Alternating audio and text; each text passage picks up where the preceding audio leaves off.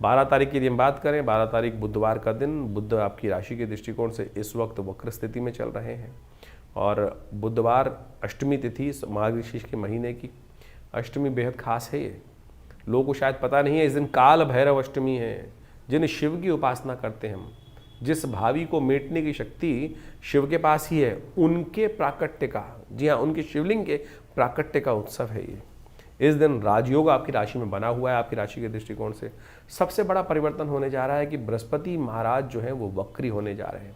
सुबह 6:30 पर बृहस्पति वक्री होंगे और ये आपकी राशि के दृष्टिकोण से बुद्धि भाव में बैठकर भाग्य को भी जबरदस्त एक रास्ता देने के योग बना रहे हैं। अब ज़्यादा टाइम नहीं है बृहस्पति को यहाँ रहने में, बहुत जल्दी फिर वापस हो जाएंगे। 12 वर्ष बाद उच्च के होने का एक नया सूतक पातक उन्होंने उत्पन्न किया है, तो इस समय को अच्छे से उपयोग करने का प्रयास। भाग्य जगाओ, भाग्य जागता है खासतौर पे शिव की कृपा से। और जिसके जीवन में शिव की कृपा नहीं होती ना, बृहस्पति वक्री हो रहे हैं शिव की कृपा के दिन, विशेष तौर पर काल भैरव अष्टमी के दिन, शास्त्र के दृष्टिकोण से शिव रहस्य पुस्तक के अंदर इस दिन का महत्व शास्त्र में वर्णित है और शास्त्र के दृष्टिकोण से इसका महात्मा आपको समझ लेना चाहिए। आज कालांतर में लोग भूल चुके हैं। आप मंदिर में जाते हैं, समस्त तीर्थों में जाते हैं, वहाँ भगवान शिव के की जो उपासना की जाती है पिंडात्मक तौर पे की जाती है, शिवलिंग के रूप में की जाती है।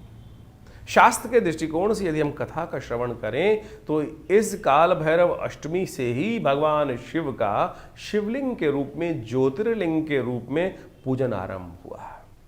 ये शास्त्र में बड़ा अद्भुत रूप से कथाएं वर्णित है। हमारे हर चीज की उत्पत्ति कारण है, किस प्रकार से आरंभ हुआ, एकेश्वरवाद का प्रतीक है ये शिवलिंग, कुछ और नहीं।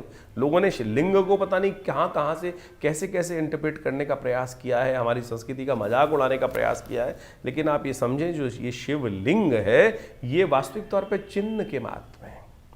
शास्त्र में अद्भुत कथा शिवराज विजय कल्प के अंदर वर्णित है। उस कथा को यदि हम समझें तो वास्तविक तौर पे समझ में आएगा कि क्या ये विशेष तौर पर प्रभाव है इसका शिवलिंग का। और काल भैरव अष्टमी के दिन से ही शिवलिंग के रूप में आराधना, ज्योतिर्लिंग के रूप में भगवान की सुंदर आराधना करने का, उस पूजन करने का सुंदर विधान शास्त्र में वर्णित आरंभ किया गया है। कहा जाता है कि एक बार भगवान ब्रह्मा में और भगवान विष्णु में कई प्रकार से कुछ विवाद उत्पन्न हुए। देखिए, संसार है, कथा को विशेष तौर पर मानवीयकरण करके शास्त्रों में उपस्थित किया गया है।